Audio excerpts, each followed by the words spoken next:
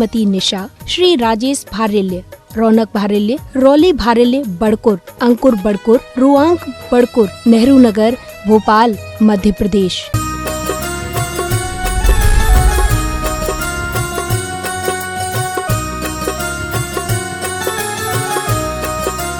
देवादिदेव श्री आदिनाथ भगवान की जय जय जय। देवादिदेव श्री चंदा प्रभु भगवान की जय जय जय। चिंतामणि पार्श्वनाथ भगवान की जय जय जय। संत शिरोमणि गुरुवर आचार्य श्री विद्यासागर जी महाराज की जय जय जय। संत समाधान प्रवर्तक, भावना प्रवर्तक, जन जन के संत, गुणायतन पोता, दोनों हाथ करके जय कर लगाएंगे। बोले परम पूज्य मुनि श्री प्रमाण सागर जी महाराज की।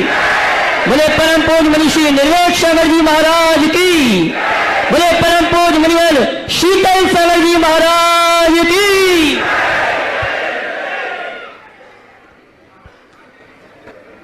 सत्य और संस्कृति का सजा भव्य वितान, कदम मिलाकर चल पड़े धर्म और विज्ञान। तीर्थराज सम्मेश्वर की तलहटी में स्थित आत्मविकास का दिव्य सदन, जैन सिद्धांतों के वैज्ञानिक प्रयोगशाला, जहां बोलेगा समोसरण और जहां पंचायत शैली में अद्भुत जिनालय ज्ञान मंदिर का निर्माण हो रहा है। ऐसे गुणायतन से आइए सायंकालीन महासंघ का समाधान का कार्यक्रम प्रारंभ करें। उसके पूर्व जिनवाणी चैनल, पारस चैनल, प्रमाणिक ऐप के माध्यम से जो अपने घर में बैठ के इस शंका समाधान के कार्यक्रम को देख और सुन रहे हैं और पूरे भारतवर्ष से जो श्रावक श्राविका यहाँ पर उपस्थित हैं, उन सभी की ओर से परम पूज्य मुनिवर के श्री चरणों में नमन करते हुए आशीर्वाद प्राप्त करेंगे और निवेदन करेंगे। शंका समाधान के कार्यक्रम के लिए दोनों हाथ के नमन करेंगे, बोलेंगे हे मुनिवर नमोस्तु। आवाज कम आ रही है, ए गुरुवर नमोस्तु नमोस्तु। आइए गुरुवर के आशीर्वाद से टीवी चैनल का बहुचर्चित विश्वविख्यात संघ का समाधान का कार्यक्रम हम और आप प्रारंभ करें। उसके पूर्व मैं उन सभी श्रावकों को आमंत्रित करूंगा जिन्होंने आज गुणायतन के जिनालय का अनुभव केंद्र का अवलोकन करते हुए अपने जीवन में वो सब कुछ करने का भाव व्यक्त किया है जिससे उन्होंने अपने जीवन को स्वर्णिम रूप प्रदान किया है। आइए मैं उन सभी श्रावकों को आमंत्रित करूंगा, अगर यहाँ पर उपस्थित हैं अपने स्थान में खड़े होकर गुरुवर का आशीर्वाद प्राप्त करेंगे और कैमरामैन हमारे सभी पुण्याजकों को कवर करेंगे। मैं इस सम्मान सहित नाम ले रहा हूं जिन्होंने गुणायतन में स्वर्ण दान देकर अपने जीवन को स्वर्णिम प्रदान किया है। श्रीमती प्रभा जैन, चांदनी चौक, दिल्ली, अगर उपस्थित है अपने स्थान में खड़े होकर गुरुवर का आशीर्वाद प्राप्त करें और आप ताली बजाकर उनका सम्मान करें। श्रीमती सुषमा जी जैन, धर्मपत्नी स्वर्गीय आर के जैन, गुड़गांव। श्रीमती भारती जैन, जबलपुर। श्री कमल चंद जी माया जैन, सुल्तानगंज। श्रीमती प्रभा देवी जैन, पाली, ललितपुर। और इसी क्रम में श्रीमती साधना जैन, LIC, दिगंबर युवा संघ, Jabalpur. Shri Rajkumar Jain, Majhauli, Jabalpur. NK Jain, Swati Jain, Delhi. Vinod ji, मंडदीप। Kanwar Singh, Shanta Jain, Gurgaon. Vijay Kumar Jain, D, Gotegaon. Sangeeta Jain, Seoni, Vinod medical. Shrimati Veena गोदा, धर्मपत्नी डॉक्टर शरद गोदा, जयपुर, अगर यहाँ पर उपस्थित है अपने स्थान में खड़े होकर गुरुवर का आशीर्वाद प्राप्त करेंगे और कैमरा में सभी को कवर करेंगे।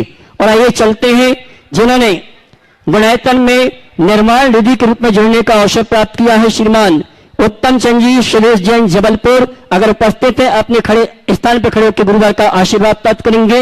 इसी क्रम में इंजीनियर PC जैन, श्रीमती प्रभा जैन, जबलपुर और श्री गौरव चौधरी सुपुत्र श्री अजय कुमार चौधरी, नोएडा, अगर उपस्थित है तो अपने स्थान में खड़े होकर गुरुवर का आशीर्वाद प्राप्त करेंगे। और मैं चाहूंगा सभी पुण्याजकों के लिए जोरदार ताली बजाकर उनका सम्मान करें। और आइए चलते हैं, मैं अब उन पुण्याजकों को मंच पर आमंत्रित करूंगा जिन्होंने अपने जीवन में स्वर्ण दान देकर भविष्य को स्वर्णिम प्रदान किया है। गुणायतन के शिरोमणि संरक्षक श्रीमती चंद्रा देवी शरावगी मातेश्वरी, श्री विजय जी सरोगी, कोलकाता, हमारे बीच उपस्थित हैं। वे आए परम पूज्य मुनिवर के श्री चरणों में नमन करते हुए। श्रीमती चंद्रा देवी जी शरावगी हमारे बीच उपस्थित हैं, वे आए मंच पर परम पूज्य, और मैं चाहूंगा उनका सम्मान वहीं जाके करें और उनके सम्मान के लिए मैं आमंत्रित करूंगा श्रीमती चंदा देवी शिलावगी मातेश्वरी विजय कुमार जी साहू कोलकाता गुणायतन के श्रेणी संरक्षक हैं। इन्होंने स्वर्ण आभूषण प्रदान किए हैं और मैं चाहूंगा उनका सम्मान के लिए वहीं पर पहुंच जावे और आवाज दूंगा। श्रीमती संजय जी उपकार वे जाएं और वहीं पर सम्मान का कार्यक्रम संपन्न करें और जोरदार ताली बजाकर इनका सम्मान करें। और आइए इसी क्रम में निर्माण सारथी के रूप में गुणायतन से जिन्होंने का सवाल प्राप्त किया श्रीमान राजन जी फंदोत इंदौर मध्य प्रदेश वे आएंगे। परम पूज मुनिवर के श्री चरण में नमन करते गुरु वंदना का सौभाग्य प्राप्त करेंगे। श्रीमान राजन जी इंदौर अगर उपस्थित है तो मंच पर आए, गुरुवर का आशीर्वाद प्राप्त करें और उनके सम्मान के लिए मैं आमंत्रित करूंगा हमारे श्रीमान जितेंद्र जी पहाड़िया औरंगाबाद। जल्दी आइए साहब। हाँ जी, मैं चाहूंगा वही सम्मान का कार्यक्रम संपन्न करें। जितेंद्र जी पहाड़िया श्रीमान राजन जी इंदौर मध्य प्रदेश का सम्मान का कार्यक्रम संपन्न करें। भैया प्रतीक चिन्ह पहुंचाए वहां। कैमरामैन से हम चाहेंगे कि जो भी पुण्यार्जक यहां पर आ रहे हैं जिनका सम्मान हो रहा है उन सभी को कवर करें, ऐसी व्यवस्था से व्यवस्थित हो जावे। श्रीमान राजन जी फंदोत इंदौर मध्य प्रदेश उनके सम्मान के लिए मैं आमंत्रित कर रहा हूं। जितेंद्र जी पहाड़िया औरंगाबाद हाँ जी, जो कि देवास संघ के साथ आए, जोरदार तालियों का सम्मान करें। इसी क्रम में श्रीमान प्रकाश चंद जी श्रीमती मीना जी रीना जी आकृति जैन देवास मध्य प्रदेश आ जाए और उनके सम्मान के लिए मैं आमंत्रित करूंगा श्रीमान रितेश जी उदयपुर गुणायतन ट्रस्टी वहां पहुंच जाए, वो खड़े हैं वो पीछे। श्रीमान प्रकाश चंद जी श्रीमती मीना जी रीना जी आकृति देवास मध्य प्रदेश निर्माण सारथी बनने का सौभाग्य प्राप्त किया है, उनके सम्मान के लिए पहुंच रहे हैं गुणायतन ट्रस्टी श्रीमान रितेश जी उदयपुर। मैं चाहूंगा आप सम्मान में तालियां तो बजाएं।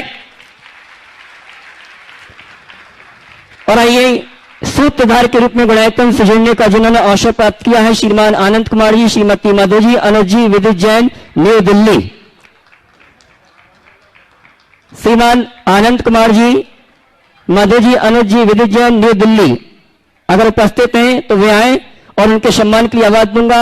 हमारे गुणायतन के श्रीमान रायशेर चंद्र कुमार जी जबलपुर वे आएंगे और आनंद कुमार जी का सम्मान का कार्यक्रम गुणायतन के माध्यम से संपन्न करेंगे। श्रीमान अनुराग जी सुपुत्र राजेंद्र कुमार जी विदिशा मध्य प्रदेश जिन्होंने गुणायतन में सूत्रधार के रूप में जुड़ने का सौभाग्य प्राप्त किया है, अगर उपस्थित हैं अपने स्थान में खड़े हो और मैं चाहूंगा रायशेठ चंद्र कुमार जी उनका सम्मान का कार्यक्रम संपन्न करें। हमारे बीच उपस्थित नहीं है, करतल ध्वनि से उनका सम्मान का कार्यक्रम संपन्न करें। जोरदार ताली बजाएं उनके लिए। बबीता जैन विजय जैन भोपाल शंकराचार्य नगर इन्होंने भी स्वर्ण आभूषण प्रदान किए हैं, बहुत बहुत धन्यवाद। और आइए चलते हैं बिना किसी भूमिका के हम और आप आज के शंका समाधान के कार्यक्रम को प्रारंभ कर रहे हैं। और आइए सबसे पहले प्रथम शंका लेकर आ रहे हैं प्रिया जैन गुड़गांव महिला मंडल की सभी सदस्यों के साथ, और इसके बाद तैयार रहेंगे डॉक्टर कैलाश चंद जी वाराकोटा के समस्त साथियों के साथ। पूज्य गुरुवर के चरणों में हम सबका बारंबार नमोस्तु नमोस्तु नमोस्तु। महाराज श्री, हमारी शंका है कि अष्टानिका पर्वों में चतुर्निकाय के सभी देव पूजा करने के लिए आते हैं। चतुर्निकाय के देवों में भवनवासी, व्यंतर और ज्योतिषी देव जो कि निम्न कोटि के देवों की श्रेणी में माने जाते हैं, और उनका ऐसा कौन सा पुण्य प्रबल होता है कि उनको नंदीश्वर द्वीप में अकृत्रिम चैत्यालयों की पूजा करने का सौभाग्य प्राप्त होता है, और क्या वे सभी पुण्य के प्रताप से सम्यक दृष्टि जीव बन जाते हैं? देखिए, देवता लोग सब भक्त होते हैं। यद्यपि सभी देवता एक समान नहीं होते, सत्य है, लेकिन भक्ति के प्रभाव से देवता हमेशा भगवान के चरणों में जाते हैं। शास्त्रों में ऐसा आया है कि देवों को जन्म के बाद अपने पूर्व जन्म की स्मृति होती है और वो सबसे पहले भगवान के अभिषेक पूजन के लिए जाते हैं। और जो सम्यक दृष्टि नहीं होते उनको अन्य देव समझाते हैं तो वो उन्हें अपना कुल देवता मान करके पूछते हैं, पर भक्त सब होते हैं। कोई भी देव हो, उनके जीवन की शुरुआत भगवान की पूजन और अभिषेक से हो। इसलिए मैं इसे दूसरे शब्दों में कहना चाहूँगा, जो भगवान के अभिषेक पूजन से जुड़ता है उसके जीवन में दिव्यता अवतरित होती है। इसलिए अपने जीवन में दिव्यता को उद्घाटित करना चाहते हो तो भगवान के अभिषेक पूजन से उल्लास पूर्वक जुड़िए, और तत्व ज्ञान के साथ जुड़ोगे तो सम्यक दर्शन सुनिश्चित होगा। श्रीमान निर्मल कुमार जी, डॉक्टर कलाजी सेठी परिवार बाराकोटा राजस्थान, उसके बाद तैयार रहेंगे गुणायतन ट्रस्टी। देखो भाई, माइक पहुंचाने वाले वहां पहुंचाओ। अच्छा भाई, सभी साधु परवेष्टि को नमोस्तु नमोस्तु नमोस्तु, इच्छामि इच्छामि इच्छामि। महाराज श्री, मैं पेशे से चिकित्सक हूँ। कोटा कोचिंग सिटी है, वहाँ के मुख्य कोचिंग सेंटर एलर में 1,00,000-1,50,000 बच्चे हर समय कोचिंग प्राप्त करते हैं। और मेरा परिवार, मेरी पुत्रवधू डॉक्टर गौरी सेठी वहाँ की मेडिकल हेड है, जिसमें 8-10 डॉक्टर और 15-20 काउंसलर्स हैं। और आज की जो ज्वलंत समस्या कोचिंग स्टूडेंट्स में बढ़ती हुई आत्महत्या की प्रवृत्ति है, गुरुवर आप भावना योग प्रणेता हैं। मेरा विश्वास है कि यदि कोचिंग स्टूडेंट्स और उनके अभिभावकों के लिए विशेष भावना योग आप डिजाइन करें तो इस प्रवृत्ति में निश्चित रूप से कमी आएगी, हमें सफलता मिलेगी और ये बहुत बड़ा पुण्य का काम रहेगा। हम उसे वहाँ इम्प्लीमेंट करने की कोशिश करेंगे, क्योंकि पूरा मेडिकल डिपार्टमेंट वहाँ का हम लोग कवर करते हैं वहाँ से। नमोस्तु नमोस्तु नमोस्तु। आपका जो प्रस्ताव है वो बहुत बहुत स्वागत योग्य है। कोटा जैसे शहर में लाखों बच्चे हैं और प्रति वर्ष सैकड़ों बच्चे आत्महत्याएं करते हैं। आपके सवाल के संदर्भ में मैं पहली सलाह तो अभिभावकों को दूंगा कि अपने बच्चों को कोटा भेजने की धुन से बचिए। ये जो आपने दिमाग में बैठा लिया है कि हमारा बच्चा कोटा जाएगा तभी वो IITN बनेगा या तभी वो नीट क्वालिफाई करेगा, ये मिथ टूटना चाहिए। कोटा में लाखों बच्चे जाते हैं, सब थोड़ी निकलते हैं। और एक बार कृति त्रिपाठी नाम की लड़की, जिसने 2018 में आत्महत्या करके अपना सुसाइड नोट लिखा था, उसके उस सुसाइड नोट को जरूर पढ़ना चाहिए, हर घर में पढ़ना चाहिए। और जो अपने बच्चों को वहां भेजना चाहे उससे पहले पढ़ना चाहिए। बच्चों को भी पढ़ाना चाहिए और स्वयं भी पढ़ना चाहिए। ऐसा कोई जरूरी नहीं है कि वहां जाने के बाद ही आप निकलेंगे। अब तो देश में सब जगह सुविधाएं हैं। और अतिरिक्त दबाव बच्चों पर नहीं होना चाहिए। उस दबाव और तनाव के कारण इस तरह की घटनाएं घटती है, फिर आपके पास रोने के सिवाय कुछ भी नहीं बचता। तो पहली सलाह तो आप सबसे मेरी ये है कि अपनी सोच में थोड़ा बदलाव लाए। अभी एक बिटिया चाह रही थी 10th के बाद कोटा जाना। क्यों? क्योंकि मुझे नीट क्वालिफाई करना है। संयोग था उसी दिन एक डॉक्टर साहब मेरे पास आए, उनकी दोनों बेटियां ने मेडिकल किया, दोनों PG कर चुकी। तो उन्होंने कहा, महाराज जी मेरी एक सलाह है कि अगर इसको नीट करना है तो कोटा न जाए। मेरी दोनों बेटियां कोटा गए बिना नीट क्वालिफाई किया और अभी PG कर रही है। इसका उस बच्ची पर बहुत अच्छा असर पड़ा। उसने तय कर लिया कि नहीं, अब मैं कोटा नहीं जाऊंगी। जब ये दीदियां कर सकती तो मैं भी कर सकती हूँ। एक बात सदैव ध्यान रखना, मानता हूँ वहाँ माहौल है, लेकिन ऐसी बात नहीं कि केवल वहीं माहौल है। अगर एक बार समीक्षा की जाए कि देश भर में कितने लोगों का सिलेक्शन होता है, उसमें कोटे का कोटा कितना है और पूरे देश का कितना है, तो शायद ये में से टूट जाए। और मेरे ख्याल से ऐसा कोई विश्लेषण जरूर कहीं ना कहीं होगा। यदि है तो उसे प्रचारित किया जाना चाहिए। दूसरी बात जो आपने कही भावना योग की, बिल्कुल कोटा के लिए नहीं, मैं तो सब बच्चों के लिए भावना योग डिजाइन करने को तैयार हूँ। आज आपका प्रस्ताव बहुत अच्छा है। जो भी प्रतियोगी परीक्षाओं में बैठने वाले लोग हैं उनके लिए भावना योग बहुत जरूरी है, और मुझे पक्का विश्वास है यदि वे भावना योग करेंगे तो उनको सफलता तो मिलेगी ही मिलेगी, उनके कार्य क्षमता भी बढ़ेगी। और मैं बहुत जल्दी आपके इस प्रस्ताव पर विचार करके उसे डिजाइन करने जा रहा हूं, और जैसे होगा आपके पास पहुंचेगी। आप इसे कोटा और पूरे देश में उस स्तर पर इम्प्लीमेंट कराने की कोशिश करें।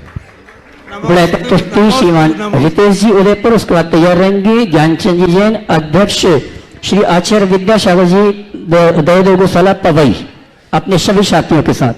त्रय मुनिराजों के चरणों में नमोस्तु, एलक जी चिल्लक जी के चरणों में इच्छामी। गुरुवर, सच्चे गुरु एक भक्त की प्यास बुझाते हैं या प्यास बढ़ाते हैं? कृपया समाधान करें। इतने दिनों में तुम्हें क्या महसूस हुआ?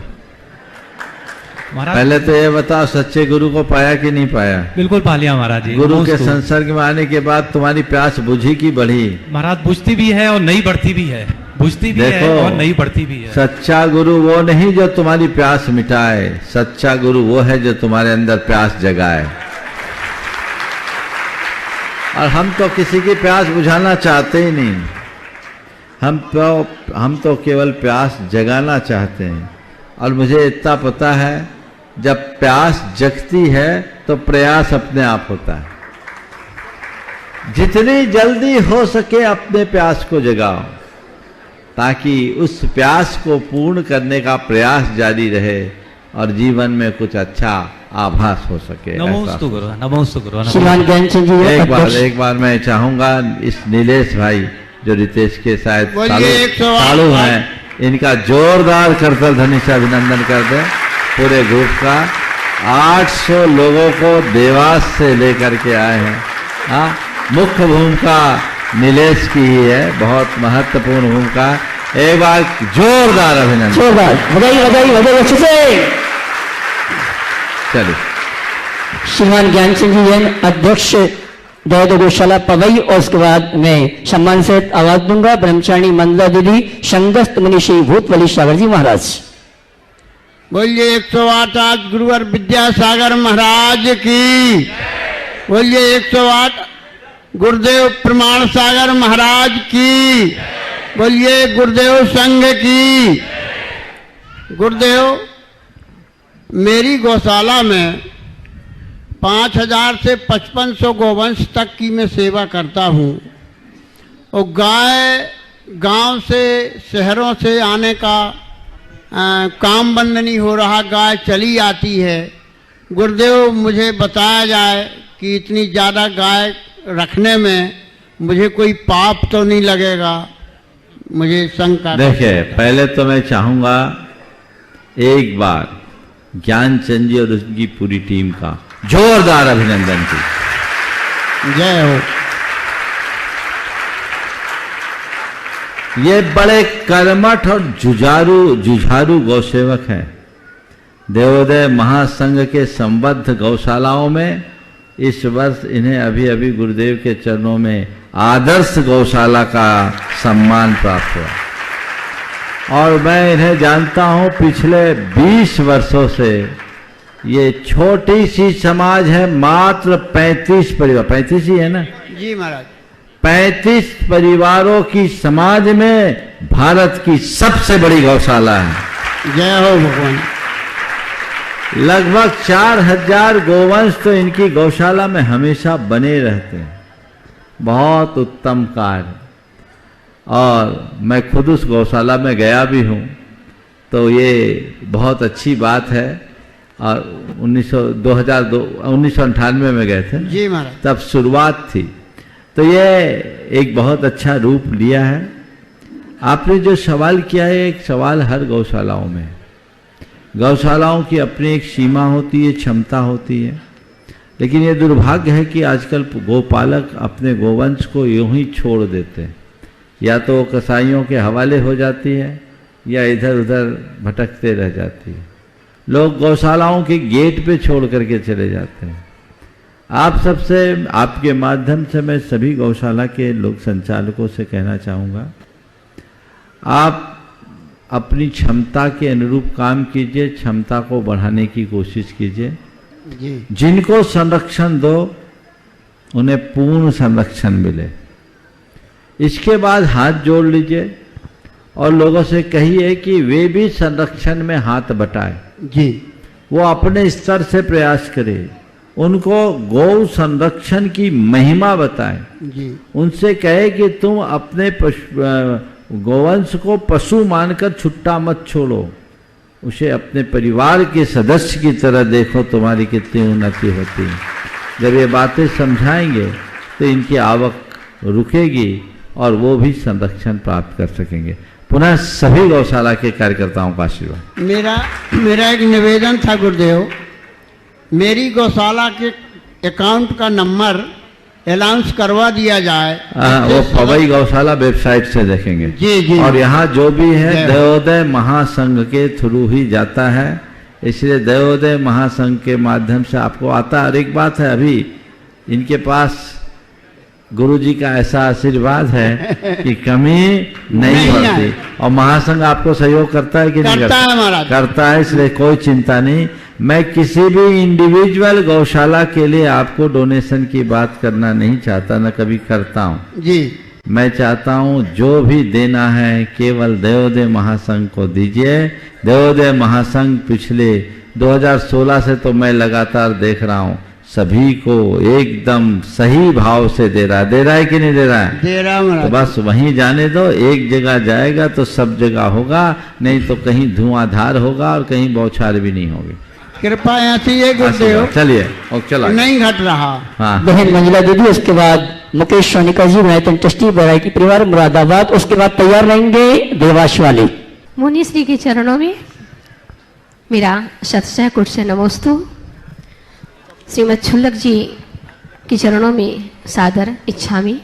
हे गुरुवर, वर्तमान के इस पंचम काल में सम्यक दर्शन की चर्चा और चर्या समाप्त सी होती नजर आ रही है।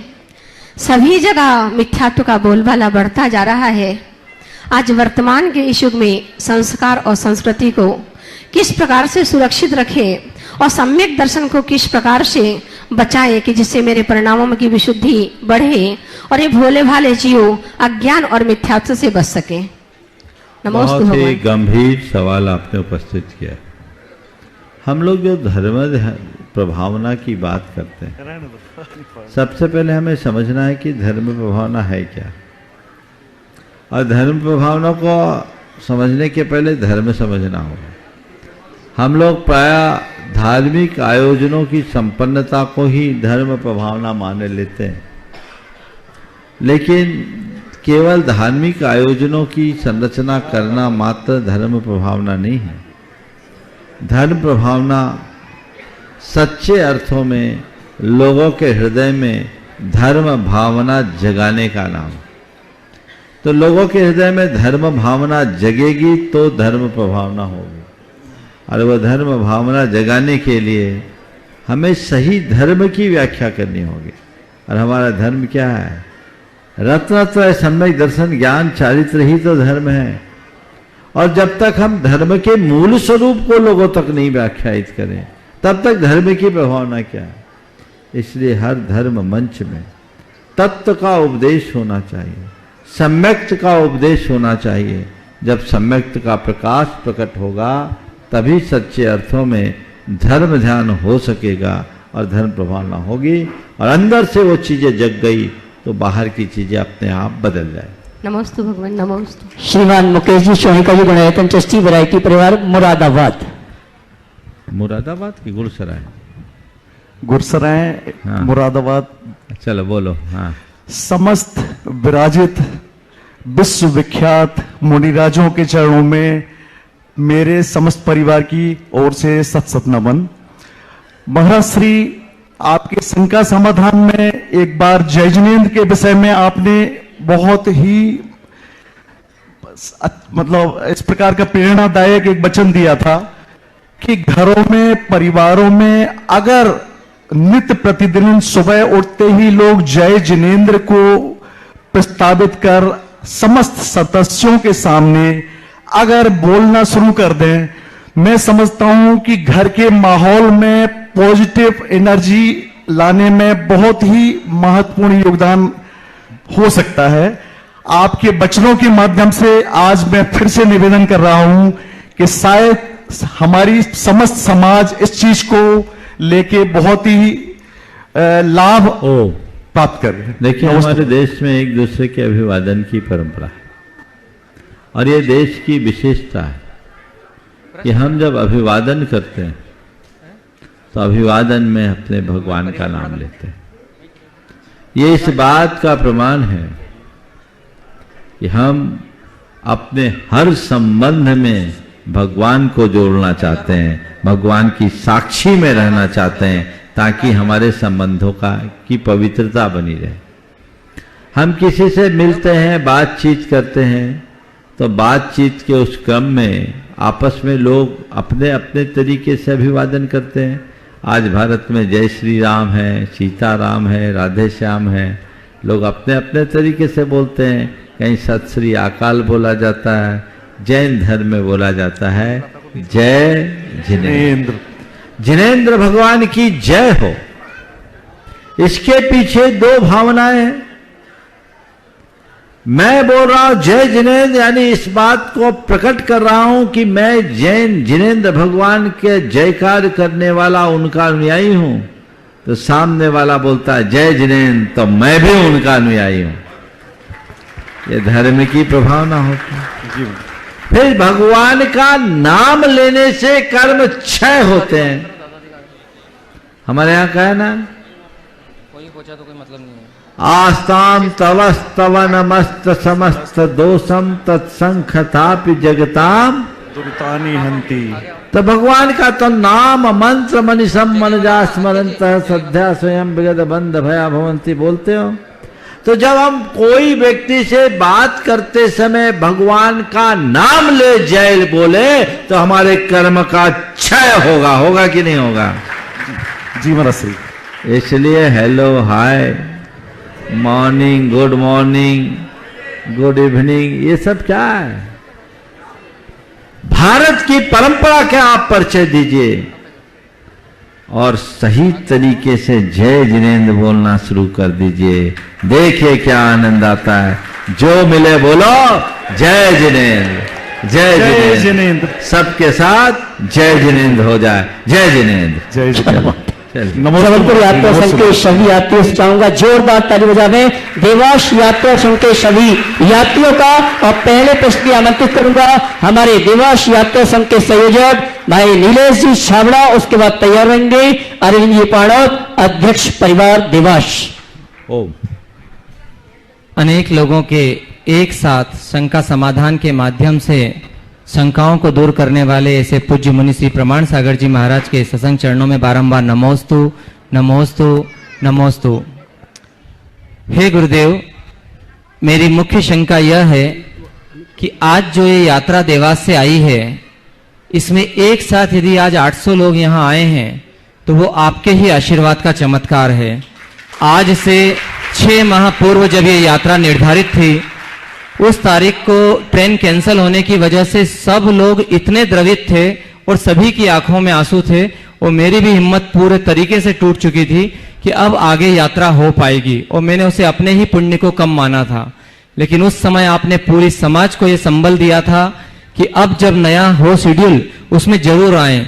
तो उस समय तो आने वाले 600 यात्री थे, इस बार जो आए हैं वो 800 यात्री हुए हैं। मेरी मुख्य शंका गुरुदेव ये है कि जो उस समय हुआ था वो सही था या इस समय हुआ ये सही है? साथ ही साथ जब हमने वंदना की तो कल इतना आंधी तूफान और बारिश था कि मैंने अभी तक की अपनी 153 वंदनाओं में ऐसी पहली बार देखी। क्या बात तो क्या उसमें भी हमारा कोई विशेष कुछ शामिल है? यही मेरी मुख्य शंका है। देखिए, सबसे पहले तो सब इनके लिए एक विशेषता ये है कि देवास में जैनी कुल कितने हैं? 220 घर। टोटल संख्या कितनी है? 750। 750 जैनी में से है। 700 देवास से आए हैं, 50 ही बस वहाँ रहे होंगे। 750 जैनी है ना? 750 है। और तुम्हारी ट्रेन में 800 आए हैं। ये एक मिसाल। मुझे लगता है हर घर में ताला लगवा दिया होगा। ये उत्साह बहुत सराहनीय है। पिछले वर्ष जब ये लोग आ रहे थे, अचानक ट्रेन कैंसिल हो गई। इनकी सारी बुकिंग थी, व्यवस्थाएं थी, पहली बार पहल की थी। मन मायूस हुआ। तब मैंने उन्हें समझाया था कि हताश मत हो, जो होता है वो अच्छे के लिए होता है। हम लोगों ने बचपन से यही सीखा है और सुना है। तो यही बताओ, उस समय आते तो 600 में निपटते, इस बार 800 आए तो अच्छा हुआ कि नहीं हुआ? बहुत अच्छा हुआ गुरुदेव, बहुत अच्छा हुआ। रहा सवाल बारिश, आंधी, तूफान का, तो ये तो तुम्हारी परीक्षा थी। आंधी तूफान ने तुम्हारी वंदना को रोका क्या? नहीं रोका। पूरी करके आए ना? बिल्कुल करके आए। तो तुम लोगों को डबल नंबर मिलेंगे। इसलिए ये भी अच्छा हुआ। आज भी जो लोग गए होंगे, आंधी पानी तो मिला ही है, लेकिन फिर भी वंदना करके आए हैं तो उनको दोहरा लाभ मिलेगा।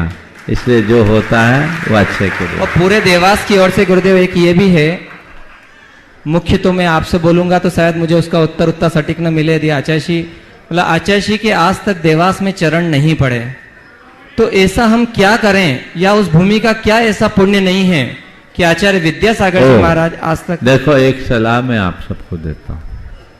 सारा देश चाहता है गुरुदेव के चरण हमारे यहां पड़े, पर अब मैं नहीं चाहता। क्यों? सब जगह गुरुदेव के चरण चढ़े तो हम गुरुदेव की कितनी परेड कराना चाहेंगे? बोलो, ये उचित है क्या? प्रैक्टिकल है क्या? उम्र के इस पड़ाव में हर गांव शहर में गुरुदेव के चरण पड़ पाए, ये क्या प्रैक्टिकल है? पर इसको प्रैक्टिकल बनाया जा सकता है। कैसे? गुरुदेव के चरण तुम्हारे यहां न पड़े, कोई चिंता नहीं, तुम गुरु के चरणों में बिछ जाओ। क्या बात है? हो सकता है कि नहीं? बिल्कुल हो सकता तो है। देवास गुरुदेव आए, ठीक, नहीं आए तो हम आ जाएंगे। वही हम चाहते हैं गुरुदेव। हम नहीं, हाँ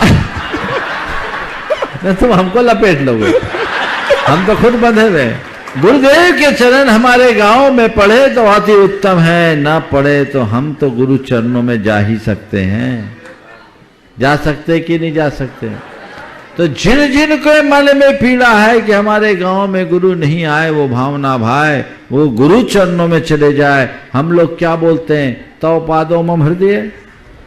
आपके चरण मेरे हृदय में हो, यानी आपके चरण मेरे घर में आए, और ना हो तो मम हृदयम तो पदद्वैलीनम, मेरा हृदय आपके चरणों में लीन हो जाए। आप मेरे आओ, मेरा सौभाग्य, आप ना आओ, मैं आपके चरणों में जगह पा जाऊं, महाभाग। और बताओ, भाग्यशाली कौन है जिनके यहां गुरु के चरण पड़े, वो या जो गुरु के चरणों में अर्पित हो गया वो? बिल्कुल सही है। बोलो, जो गुरु के चरणों में अर्पित हो गया तो वो। बताओ, छोटा फायदा चाहते हो कि बड़ा? तो फार्मूला मिल गया। अब ऐसे ही देवास वाले जैसे भर के यहाँ आए, वैसे ही भर के गुरु चरणों में जाना शुरू कर दो। नमस्ते गुरुदेव, नमस्ते गुरुदेव, नमस्ते।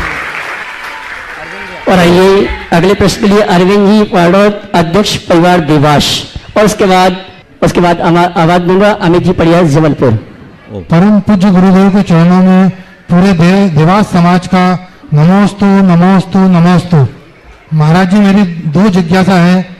सर्वप्रथम जिज्ञासा है कि छाबड़ा परिवार का ऐसा कौन सा पुण्य है कि आज हम सभी 800 लोग एक साथ आज आकर यहाँ वंदना करें? मतलब ऐसा कभी हमारी जिज्ञासा का समाधान कीजिए। देखिए, 20 ही क्यों गए, 24 क्यों नहीं चले गए? हम तो इसलिए इसका एक कारण समझते हैं, क्योंकि हमारे भगवानों को ये तो पता था कि पंचम काल का मनुष्य प्रमादी होगा। पंचम काल का मनुष्य प्रमादी होगा, इसके प्रमाद को दूर करने के लिए इनके एक तीर्थ से काम नहीं चलेगा, इनको पंच तीर्थ की वंदना कराओ, इसलिए एक यहाँ 4 कहीं और चलेगा। समझ गए? और निश्चित जिनके पुण्य की बात की है, जिनका भविष्य अच्छा होता है, उनको अनुकूल संयोग अपने आप मिलते हैं। हाँ डॉक्टर शरद जी महाराज जी नमस्ते। हाँ शरद जी बेटा जयपुर। पूज्य गुरुदेव के श्री चरणों में नमोस्तु नमोस्तु नमोस्तु। गुरुदेव 2 दिन से चर्चाओं में है और मौका मिला नहीं प्रश्न करने का। सम्मेश शिखर जी आ जाओ और गुणायतन नहीं आओ तो मतलब नहीं, और गुणायतन आ जाओ और इस सभा में ना बैठो तो मतलब नहीं, और इस सभा में आकर के प्रश्न ना करो तो कोई मतलब नहीं। पूज्य गुरुदेव के श्री चरणों में मैं 4-5 महीने पहले आया था और अहिंसा खेती की बात की थी। पूज्य गुरुदेव के आशीर्वाद से परिणाम देखिए, ये परिणाम है हमने हरी अहिंसा खेती का, जिसमें कोई खाद नहीं है, कोई किसी तरह का कोई रसायन नहीं है। अच्छी ये तो थोड़ी बड़ी हो गई, लेकिन हमारी गुरुदेव के आशीर्वाद से हम लोग कामयाब हो गए। ये बहुत बड़ी सवाल करो। सवाल ये है कि मैं अब बीकानेर की तरफ अपने खेतों पे रहना चाहता हूं। आसपास कोई जिन मंदिर नहीं है, लेकिन मैं जैन धर्म की आमनाओं के अनुरूप और अहिंसा के प्रचार के साथ रहना चाहता हूं। बताइए। एक चैताला बना के खेत में रहो, आराम से भगवान की पूजा अर्चना करो। और आइए इस सत्र के अंतिम वक्ता के रूप में आमंत्रित करूंगा, आपकी तालियों को सम्मान चाहूंगा, अनिल जी जैन पड़रिया यात्रा विशेष योगी, दिगंबर जैन युवा महासंघ जबलपुर। मुनिवर के चरणों में नमन, मुनि संघ के चरणों में नमन। मैं जैसे ही ऊपर आने लगा और आते आते मैंने एक बात सुनी। राय सेठ जी धीरे से मेरे कानों में कह रहे थे कि महाराज श्री हर शंका का समाधान कर देते हैं, महाराज श्री अवेक्षण ज्ञान उपयोगी हैं। तो दूसरी ओर से संतोष सिंह जी इशारा कर रहे थे, कुंडलपुर तीर्थ कमेटी के अध्यक्ष जो रहे हैं, वो मुझसे इशारे में कहने लगे अरे महाराज श्री तो मनस्वी हैं। वहां से अशोक फुग्गा जी कहने लगे नहीं महाराज श्री तो तपस्वी हैं। और वहां से किसी की आवाज आ गई महाराज श्री तो महाज्ञानी है। अरे मैंने कहा इतना कहने की क्या जरूरत है, एक लाइन में कह दो कि दुनिया में जितने गुण समाहित हो सकते हैं अगर एक व्यक्तित्व के अंदर आ जाए तो वो नाम मुनिवर श्री प्रमाण सागर जी महाराज श्री का हो जाया करता है। महाराज श्री आप देवास वालों के निवेदन को आपने कहा कि आचार्य भगवंत के चरण वहां नहीं जा सकते, और हम सारे लोग इस बात से सहमत हैं। गुरुदेव को नगर नगर ले जाने की जरूरत भी नहीं है कि गुरुदेव तो अब उस स्थिति में है कि अगर किसी जैन के हृदय में गुरुदेव की छवि विराजमान ना हो तो उसका जैन होना व्यर्थ हो जाया करता है। लेकिन देवास वाले जब यहां चल करके आए ना, तो मुझसे आज उन्होंने एक बात कही थी नीलेश जी छावड़ा ने कि मुनिवर श्री प्रमाण सागर जी देवास कैसे जा सकते हैं, क्या हम लोग 101 लोग आकर के श्रीफल चढ़ाएं? मैंने कहा नहीं जाएंगे महाराज श्री। कहने लगे एक काम करता हूं कि मैं 250 लोगों को लेकर के अगली बार आता हूं। मैंने कहा नहीं आएंगे महाराज श्री। तो बोले फिर कैसे आएंगे? मैंने कहा जैसे 800 लोग इस बार घरों का ताला लगा करके आए हो, अगली बार हर घर का ताला एक बार और लगा करके आना और देखना कि महाराज श्री के चरण देवास की ओर प्रस्थान कर जाएंगे। फिर नीलेश जी छावड़ा जी ने एक बात और मुझसे कही कि यह तो 1 वर्ष का अंतराल हो जाएगा, हम सबकी भावनाएं महाराज श्री के चरणों तक कैसे पहुंच पाएंगी? मैंने कहा अब देर हो चुकी है, और देर वैसे ही हो चुकी है जैसे गुणायतन बनता चला गया और दानदातारों ने अपनी चंचला लक्ष्मी का सदुपयोग कर लिया।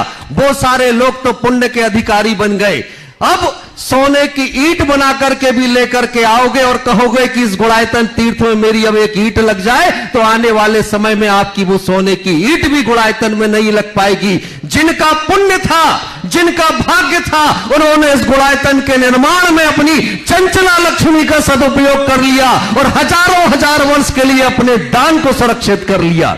जिनका दान गुणायतन में लग गया, ये मान करके चलना कि 2500 वर्ष तक, जब तक गुणायतन रहेगा, आप किसी भी पर्याय में रहेंगे, वो पुण्य आपके साथ चलता रहेगा।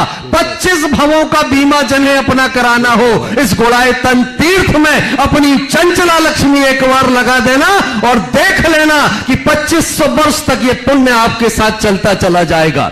एक आग्रह में यहां जितने सम्मेद शिखर में लोग आज आए हुए हैं, उनसे एक निवेदन करूंगा और एक 2 मिनट की कहानी सुना करके निवेदन करूंगा कि सम्मेद शिखर आना अगर सार्थक करना है तो बस उस बिटिया की कहानी याद रखना। एक बिटिया के दरवाजे पर एक साधु आया और साधु ने कहा, बेटा तुम्हारे दरवाजे पर आया हूं, कुछ दान दे दो। उस बिटिया ने कह दिया कि घर में कोई भी नहीं है, मैं कुछ दान नहीं दे पाऊंगी। उस साधु ने कहा कि एक काम करो, अपने दरवाजे की मिट्टी उठा करके मेरे हाथ में रख दो, क्योंकि कहीं तुम्हारा ये देने का संस्कार ना खत्म हो जाए कि कोई साधु तुम्हारे दरवाजे तक आया और दान की बात आई और तुम्हारे पास देने को कुछ नहीं था। अगर उठा करके मिट्टी भी तुमने मेरे हाथ में रख दी तो तुम्हारा दान देने का संस्कार पूरे जीवन तुम्हारे साथ चलता रहेगा। बस यही बात अब इन लोगों से कहना चाहूंगा। नीलेश जी, सारे देवास वालों से कह देना कि सम्मेद शिखर के दरवाजे तक चल करके आए हो और गुड़ायतन तीर्थ में आकर के बैठे हो तो यहां जाने से पहले एक काम करके हर व्यक्ति जाना, भले इस दरवाजे की मिट्टी उठा करके यहां रख देना, लेकिन वो दान जरूर दे करके जाना जो तुम्हारी सामर्थ हो, जो तुम्हारी ताकत हो। कहीं गुड़ायतन तीर्थ जैसा, मैं तो ये कहता हूं गुड़ायतन अब तीर्थ से ज्यादा इस संपूर्ण जैन समाज की पहचान बन गया है। उस गुड़ायतन तीर्थ में आपका योगदान हो जाए, भले एक ईंट अभी लगा लेना, अभी समय लोगों के बीच में है। पंचकल्याणक हो गया, उसके बाद आपकी कोई राशि यहां मुझे नहीं लगता कि स्वीकार होगी। अभी भी समय आपके पास है। जिन्हें गुड़ायतन के निर्माण में सहयोगी बनना हो, अपनी सामर्थ्य के अनुसार राशि जरूर समर्पित करके जाना।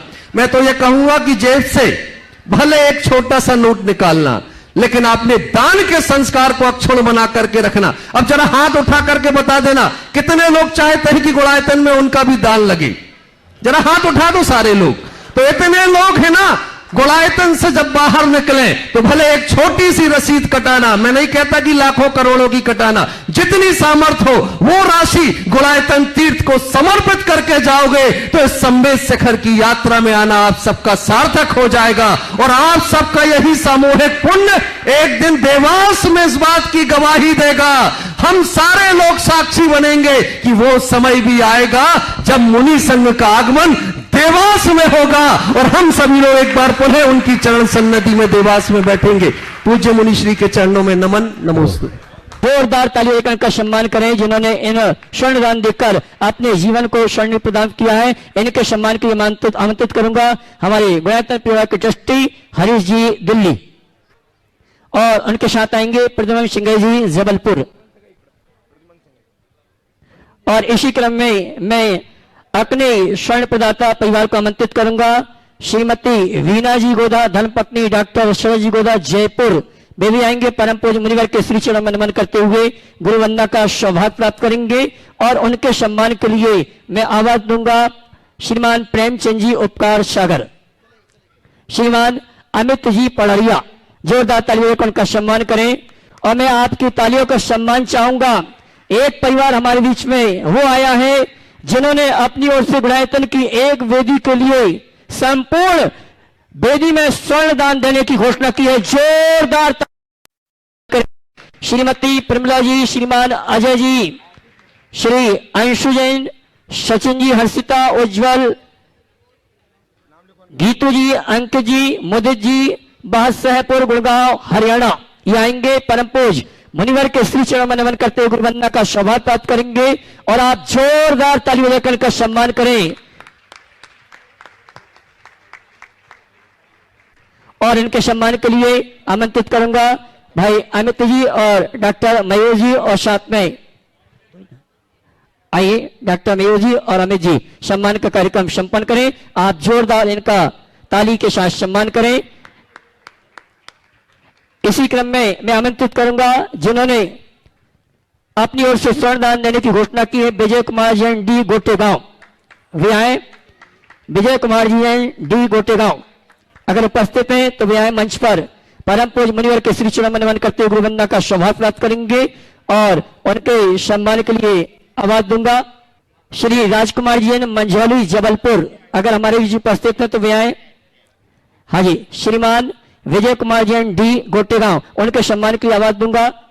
श्रीमान मनोजी छावड़ा, मनोजी चावल परिवार जबलपुर भी आए और हमारे सम्मानी विजय कुमार जैन डी गोटेगांव का सम्मान का कार्यक्रम संपन्न करें। आप जोरदार ताली बजाकर इनका सम्मान करें।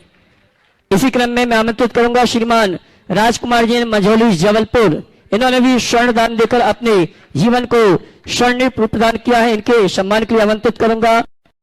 और साथ में रवि जी कक्का जबलपुर, श्री राजकुमार जी मंझौली जबलपुर। इसी क्रम में अगले पुण्याजक को आमंत्रित करूंगा, श्रीमान विनोद जी मंडेदीप, इन्होंने भी स्वर्ण दान देकर अपने भविष्य को स्वर्ण प्रदान किया है।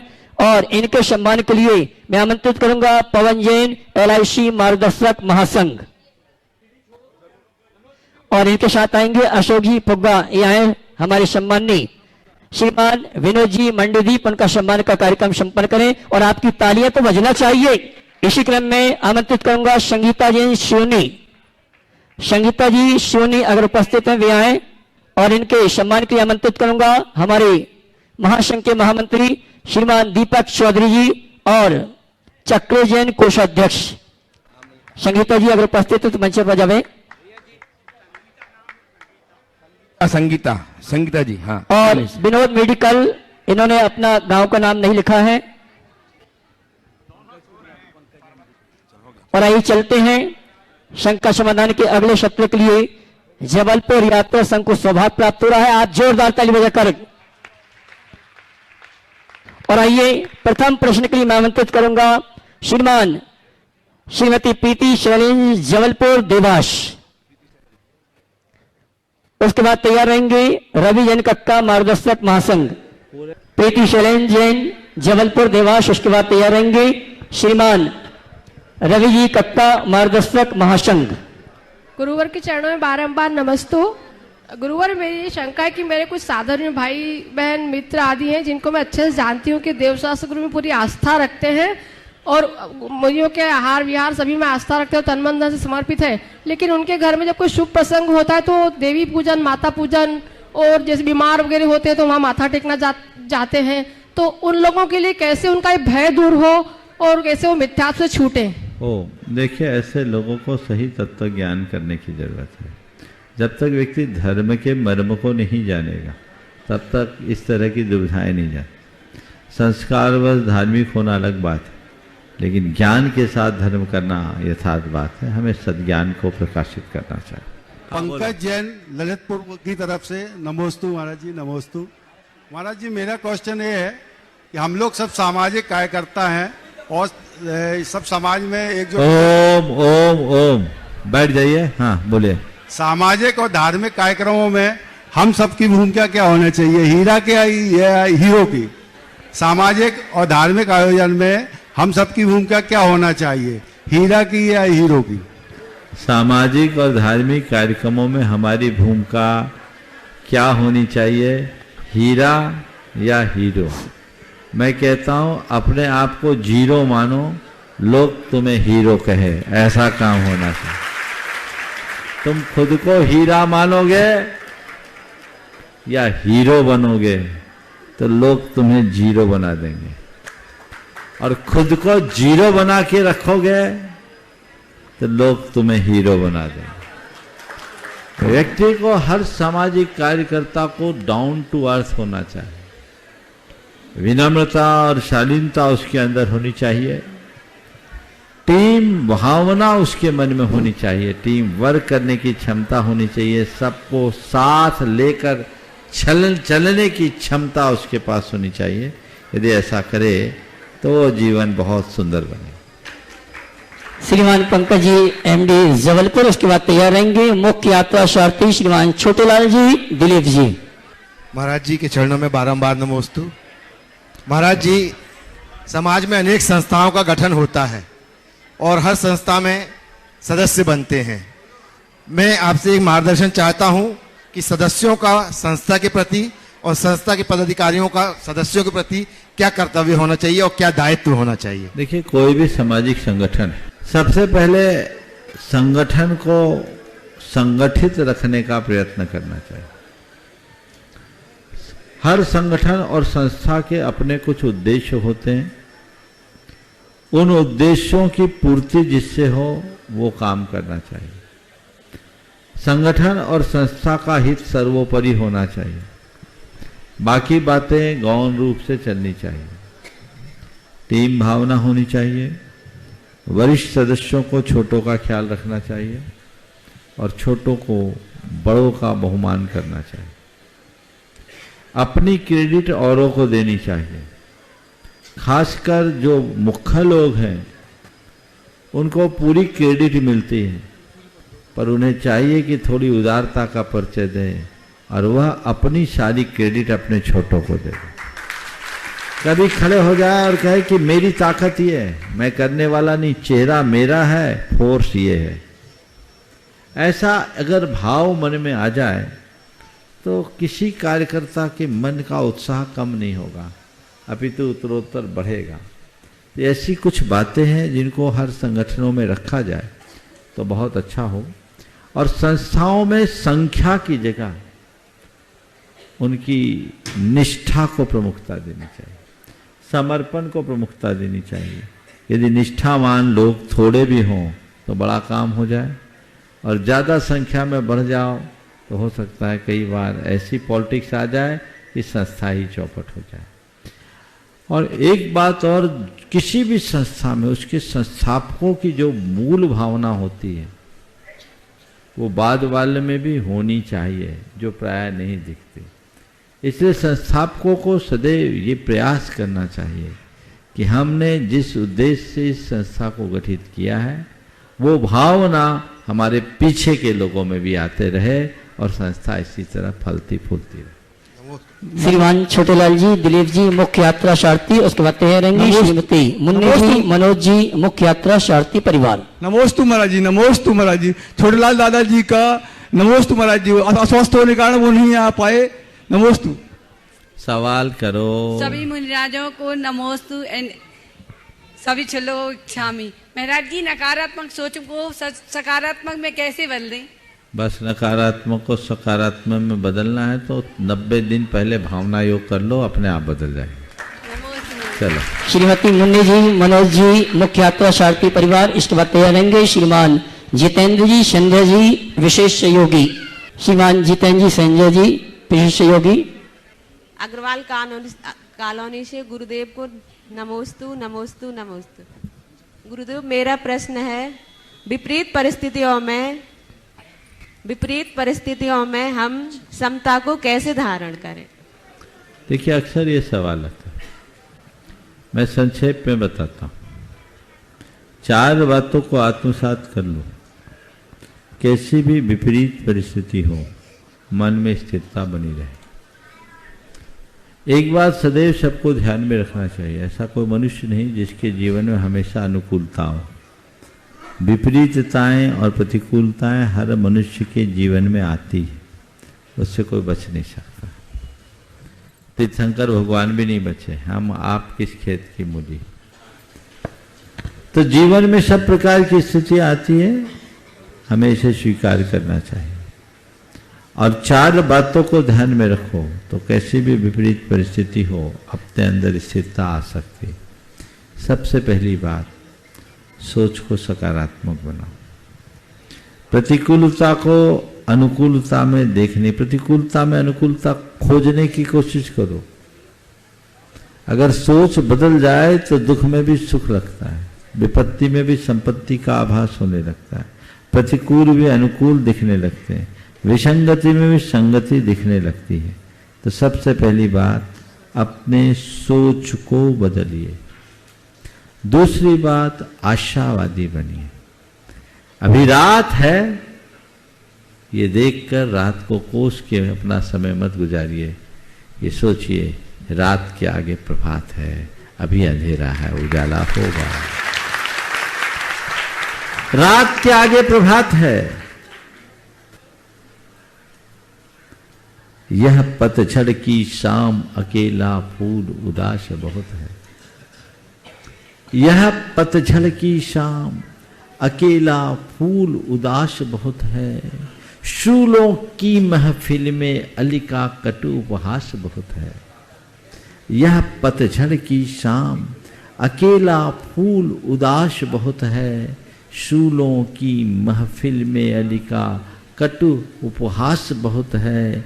रोमत मृदुल समीर दोबारा कोई और खिलेगा।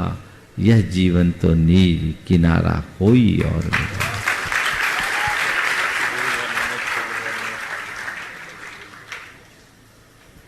बिछड़ा मन का मीत प्रीत के उर में व्यथा बहुत है, गंगा चल कहलाले आंसू यह उपमान बहुत है।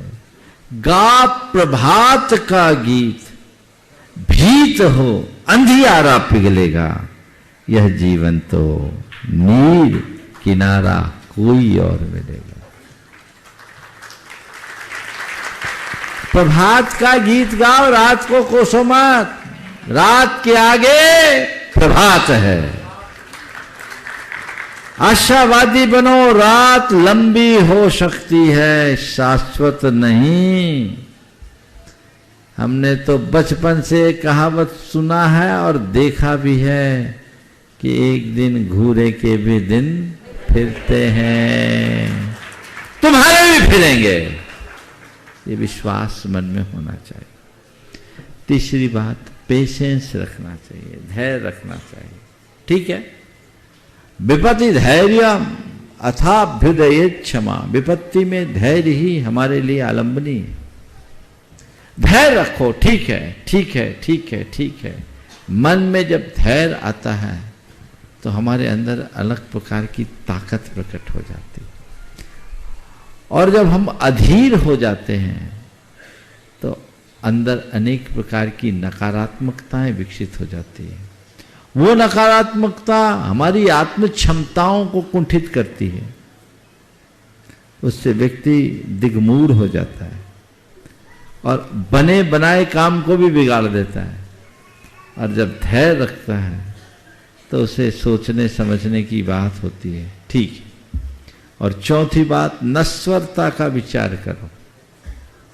नश्वरता, ठीक है, सब ठीक हो जाएगा, सब मिट जाएगा, 2 दिन की बात है, कोई परमानेंट थोड़ी है। कितने दिन की जिंदगी है? 2 दिन की जिंदगी, उसमें एक मौत का दिन है, है ना? 2 दिन की जिंदगी में एक मौत का भी दिन है, ऐसा लोग कहते हैं। तो ये सोचो, थोड़े समय की बात है। जब भी तुम्हारे सामने दुख आए, कितना भी बड़ा कष्ट आए, कैसी भी विपत्ति आए, एक ही बात रखो, क्या है? थोड़े समय की बात है ना, थोड़े समय की बात। अभी आप लोग बहुत कंजेस्टेड बैठे, आनंद से बैठे कि तकलीफ में हो? आपको इतना कंजेस्टेड ट्रेन में लाया गया होता तो वहां तो बहुत आराम से लाया ना। एक बार तालियां तो बजा दो इन लोगों के लिए। अब ये क्या है, अगर आपको 1 घंटे की जर्नी करनी है और आप यात्रा कर रहे हैं, ट्रेन में टिकट नहीं है, चलो खड़े खड़े चले जाएंगे, थोड़ी देर की तो बात है, पर 24 घंटे की जर्नी है तो भैया बिना रिजर्वेशन के नहीं जा सकेंगे, लंबा है। तो बस मैं कहता हूँ, जीवन में जो भी कष्ट आए, सोचो घंटे भर की जर्नी है, पार हो जाएगी। घंटे भर की जर्नी है, पार हो जाएगी, थोड़े समय की बात है, ठीक हो जाएगा। ये चारों फार्मूले आत्मसात कर लो, देखो क्या मजा आता है। बहुतों ने इसे अपनाया है और जीवन में आनंद छाया है, हम भी ऐसा कर सकते हैं। श्रीमती मुन्नी जी, मनोज जी मुख्य यात्रार्थी, उसके बाद तैयार रहेंगे श्रीमान पवन जी, साधना जी, LIC मार्गदर्शक महासंघ। नमोस्तु महाराज जी, नमोस्तु नमोस्तु। हमारा शरीर नश्वर है और आत्मा अमर है, फिर पुनर्जन्म कैसे होता है प्रभु? शरीर का होता, आत्मा का थोड़ी होता। जन्म कौन लेता है? मानव। जो मरता है। मरता कौन है? आत्मा की शरीर? शरीर। तो जो मरता है वही जन्मता है। चलिए। श्रीमान पवन जी, साधना जी, LIC मार्गदर्शक महासंघ, उसके बाद तैयार रहेंगे मार्गदर्शक महासंघ सत्येन जी गुड्डा। मुनिंदोय के चरणों में नमोस्तु नमोस्तु नमोस्तु। जुल्लक जी के चरणों में इच्छामी इच्छामी इच्छामी। महाराज जी, मेरा नहीं, मेरे बेटे का प्रश्न है। जब भगवान महावीर ने अनेकांतवाद का सिद्धांत दिया है और सत्य को बहुआयामी बताया है, तो अपनी समाज में प्रत्येक अंग में मतभेद क्यों है एवं सब अपनी मान्यताओं को दूसरे की मान्यताओं से बेहतर क्यों बताते हैं? क्या हम भगवान महावीर के मूल उद्देश्यों से दूर हो रहे हैं? कृपया इस शंका का समाधान कीजिए। देखिए, भगवान ने तो बहुत कुछ बातें बताई, पर भक्त लोग उनको मानेंगे तभी तो। अगर भगवान ने जैसा बताया वैसा मानना शुरू हो जाए तो झगड़ा ही नहीं है। लेकिन एक बात सुनो, तुम्हारे बाजू में तुम्हारे जो श्रीमान हैं पवन जी, तुम्हारे तो श्रीमान ही है ना। हाँ, अगर पवन को किसी और का श्रीमान कहने लगे तो तुम मान पाओगे क्या? तुम्हारे लिए तो एक ही श्रीमान है पवन, और पवन की तो एक ही श्रीमती है, इसमें तो कोई संशय नहीं है। बस अनेकांत को मानते समय यही ध्यान रखना चाहिए। कई बार कई लोग ऐसा होता है कि किसी के श्रीमान को किसी का श्रीमान बनाने लगते हैं, तो हर निष्ठावान श्रीमती का दिल खौलता है कि ऐसा क्यों हो रहा है। समझ गए? बात समझ रहे ना मैं क्या कहना चाह रहा हूं? जब मूलभूत सत्य को उलट पलट करके कहा जाए तो वो अनेकांत उसकी स्वीकृति नहीं देता है। पवन मेरे श्रीमान है, पर केवल मेरे श्रीमान नहीं है, वो किसी के पिता भी हैं, किसी के पुत्र भी हैं, किसी के भाई भी हैं, किसी के देवर भी, किसी के जेठ भी हैं, वो सब मालूम, पर मेरे क्या है? क्या है तुम्हारे? श्रीमान एक ही है ना, और तो कुछ नहीं है। श्रीमान ही है, मतलब कहने का तात्पर्य मेरे तो केवल और केवल श्रीमान है। अब उसको कोई चैलेंज करे तो बोलो क्या करोगी? जबलपुर है। तो बस यही है, इसलिए आपस में समन्वय होना चाहिए, लेकिन सिद्धांतों में नहीं। हमारा अनेकांतवाद क्या कहता है? अपने जीवन को पेड़ की तरह बनाओ। पेड़ की शाखाएं प्रशाखाएं झूमते रहती है, धरती को चूमती है, लेकिन उसका तना तना रहता है। अगर पेड़ का तना भी झुक जाए तो पेड़ उखड़ जाए, इसलिए तना झुकता नहीं, इसीलिए नाम है उसका तना जो तना रहे। हमारा अनेकांतवाद कहता है तुम व्यवहार में चाहे जितने विनम्र रहो, पर सिद्धांतों का तना तना रहना चाहिए, तो कहीं झुकना नहीं चाहिए। श्रीमान शतेंद्र गुड्डा मार्गदर्शक महासंघ, उसके बाद तैयार रहेंगे दिगंबर जैन युवा महासंघ के अध्यक्ष श्रीमान मनोज जी चावल वाले। गुरुवर के चरणों में तिरवार नमोस्तु नमोस्तु नमोस्तु। गुरुवर, हम लोग जबलपुर से 15 वर्षों से स्पेशल ट्रेन लेके आ रहे हैं। कुछ यात्री हम लोगों को हर बार ये पूछते हैं कि खाली सम्मेद शिखर जी की यात्रा कराएंगे क्या, तो हम लोग जवाब नहीं दे पाते। इस चीज का हम लोगों को मार्गदर्शन दे। कोई जवाब देने की जरूरत नहीं। एक आधी यात्रा किसी दूसरे तीर्थ की करके या जवाब दे दो, उसमें क्या बात है। सक्षम हो, जैसे सम्मेद शिखर की तीर्थ यात्रा का आप लोग आनंद लेते हो, एक आध बार ऐसा भी मौका रहे कि हम एक कोई और तीर्थ की यात्रा करा दें जो लोगों को आनंद आ सके। कभी गिरनार की भी यात्रा हो सकती है, कहीं और की, बाकी तो सब इधर है ही। और कभी गोमटेश की भी यात्रा कराई जा सकती है।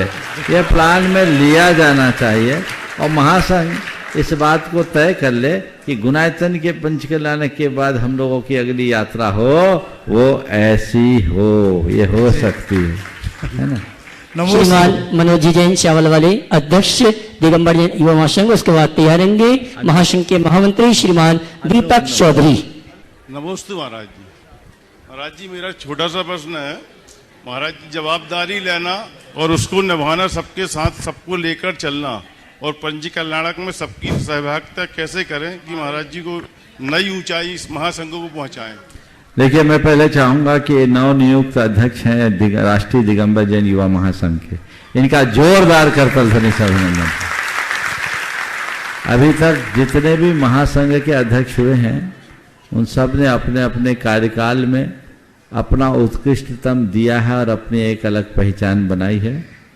अब मुझे पूरी उम्मीद है कि मनोज भाई भी वैसे ही अपनी पहचान कायम करेंगे। मैं राष्ट्रीय दिगंबर जैन युवा महासंघ के सभी जवाबदार और सभी सदस्यों से कहूँगा ये वर्ष आप लोगों के लिए बड़ा चुनौती भरा वर्ष है, क्योंकि आप सबको पता है आने वाले दिनों में गुणायतन का पंचकलानक होना है, और गुणायतन के पंचकलानक में सारे देश की भागीदारी है, उसमें जबलपुर की सबसे ऊपर भागीदारी होनी चाहिए, और जबलपुर की संपूर्ण भागीदारी को आगे बढ़ाने की जिम्मेदारी महासंघ को उठानी है।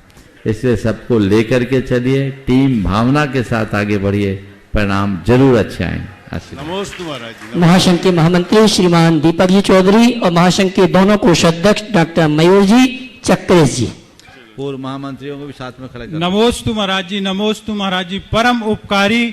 परम उपकारी मुनिवर प्रमाण सागर महाराज की जय। मुनिवर, हम लोग विगत 15 वर्षों से ट्रेन यात्रा लेकर आ रहे हैं। आपके आशीर्वाद से यह ट्रेन यात्रा हर बार सफल एवं सुखद हो रही है। गुरुवर, अभी भी हम 1500 यात्रियों को लेकर आए हैं, और जिन यात्रियों को तकलीफ हुई हो उनसे हम क्षमा चाहते हैं, और जिनको आनंद आया हो वो हमारा ताली बजाकर मुनिवर का आशीर्वाद ग्रहण करें।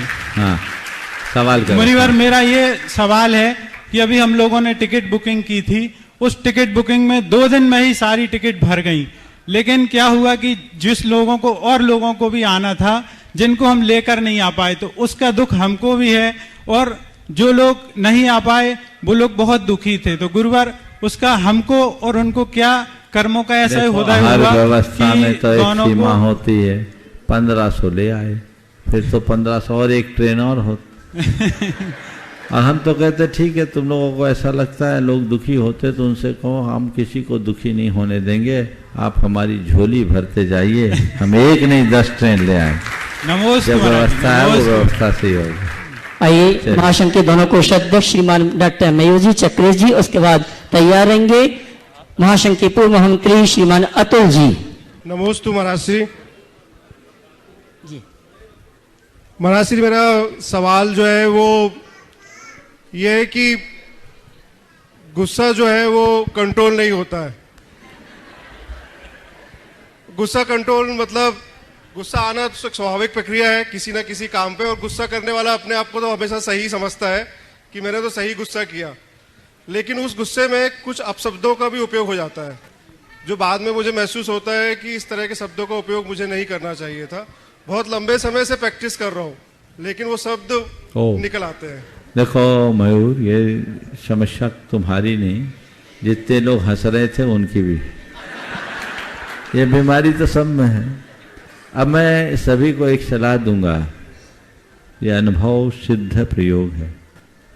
अगर आप अपने गुस्से पर कंट्रोल करना चाहते हैं, कुछ मत कीजिए, 90 दिन तक भावना योग करके देखिए। मैं एक उदाहरण देना चाहूँगा। अभी जब कोविड के पहले मैं भोपाल में था, एक मंदिर से बाहर निकल रहा था, एक युवक अपनी धर्म पत्नी के साथ मोटरसाइकिल से उतर रहा था। उसकी बाइक की टंकी पे लिखा था, मुझे शांत रहना है। मुझे दिखा तो मुझे बहुत अच्छा लगा। मैंने पूछा ये क्या है, तो उसकी धर्मपत्नी ने कहा ये चमत्कार है। ध्यान से सुनना, बहुतों की धर्मपत्नी सुन रही है। महाराज जी, वहां भी यही स्थिति। मेरी बात सुनो। मैंने पूछा ये क्या है, तो धर्मपत्नी ने कहा ये चमत्कार है। ने कहा महाराज जी, मैंने इन्हें जबरदस्ती 52 गजा में शिविर में भेजा था। सितंबर महीने में आपके सानिध्य में जो शिविर लगा था उसमें ये गए थे। महाराज ये प्रचंड क्रोधी थे, प्रचंड क्रोधी। महाराज आपके सामने हम कृतज्ञता प्रकट करने आए हैं, अब ये शांति मूर्ति बन गए हैं। मैंने पूछा ये सब कैसे हुआ? बोला महाराज आपने जो जो बोला इनने उसको फॉलो किया। ये नियमित भावना योग करते हैं, और आपने कहा मुझे शांत रहना है, मुझे शांत रहना है। बोले घर की छत पर बैठ के रोज 108 बार दोहराते। आप घर के बाहर देखिएगा तो घर के बाहर भी लिखा है मैं शांत हूँ। इनने अपने कमरे में लिख रखा है मैं शांत हूँ। गाड़ी में तो आपने डिक्की में इसमें देख ही लिया, टंकी में इनकी रिंग टोन में आपकी आवाज़ है, मुझे शांत रहना है, मुझे शांत रहना है। महाराज, इनने जो प्रयोग किया मैं तो आश्चर्यचकित हूँ। जिनको बात बेबात गुस्सा आता था, अब हम लोग छोटी मोटी गलती भी कर दें तो इनको कोई फर्क नहीं पड़ता। महाराज जी आप बिल्कुल सही कह रहे हैं। मेरी तो माता सुनो जो है मेरी बात, संकल्पित हो जाओ मयूर, और ऐसा कुछ करो कि तुम्हारी धर्म पत्नी ये उदाहरण प्रस्तुत कर सके, तुम भी इसके एक उदाहरण बन सको। आप लोगों की विशेषता बता दूं, आप लोग प्रिस्क्रिप्शन पूरी लिखवा लेते हो, दवाई कोई नहीं खाते। ये आप लोगों की विशेषता है, मैं इसे कमजोरी नहीं कहूँगा। इस विशेषता को खत्म कर दीजिए, केवल प्रिस्क्रिप्शन लिखाने की आदत से बाज आइए, दवाई खाना शुरू कर दीजिए। चलिए नमोस्तु महाराज। हाँ जय गुरुदेव, नमोस्तु। हाँ महाराज जी 168 इधर दो बस। अतुल जी पूर्व महामंत्री और उनके साथ महासंघ के सभी पूर्व महामंत्री एक साथ खड़े हो जावे और अतुल जी अपना प्रश्न करें। उसके पूर्व वीरेंद्र कुमार जी, किरण जैन, अमरा झांसी, इन्होंने स्वर्णदान दिया। इसी क्रम में मयंक चंद, प्रांजन जैन, कियारा जैन भोपाल, इन्होंने भी सोने की अंगूठी प्रदान की। बहुत बहुत धन्यवाद। और आइए अतुल जी। गुरुवर के चरणों में मेरे परिवार की ओर से और मेरे पिताजी की ओर से बारंबार नमोस्तु। मेरा प्रश्न है गुरुवर, जिनके घरों में सेवा योग्य बुजुर्ग होते हैं, उनकी दैनिक क्रियाओं का समय और अभिषेक पूजन पाठ का समय एक ही होता है, तो उनको किस कार्य को प्राथमिकता दी जानी चाहिए? मैं तो ये सलाह दूंगा, जिनके घर में ऐसे बुजुर्ग माता पिता हैं, उन्हें अपने माँ बाप की सेवा को ही अपना अभिषेक और पूजा समझना। माता पिता की उपेक्षा कर, परिजनों की उपेक्षा कर की गई पूजा पाठ का मुझे कोई अर्थ नहीं दिखता। मैं उसे केवल द्रव्य पूजा मानता हूँ। जो अपनी माँ बाप की निष्ठापूर्वक सेवा करता है वो सच्ची भाव पूजा है। अरे इस धरती पर माँ बाप ही तुम्हारे भगवान है, ऐसा मानो। अगर माँ बाप ने तुम्हें जन्म नहीं दिया होता तो तुम आज भगवान और गुरु को पहचान कहाँ पाते। इसलिए इस बात को समझना चाहिए, जब ये सुनने में आता है कि धार्मिक जनों में भी इस तरह की विसंगतियाँ हैं तो बड़ा दुख और आश्चर्य होता है। हम जीवन के मर्म को समझे और आगे बढ़ें। समय पूर्ण हो गया, यहीं पर विराम। बोलिए परम पूज्य आचार्य गुरुवर श्री विद्यासागर। जय जय जय। बोले परम पूज्य मुनि श्री प्रमाण सागर जी महाराज की।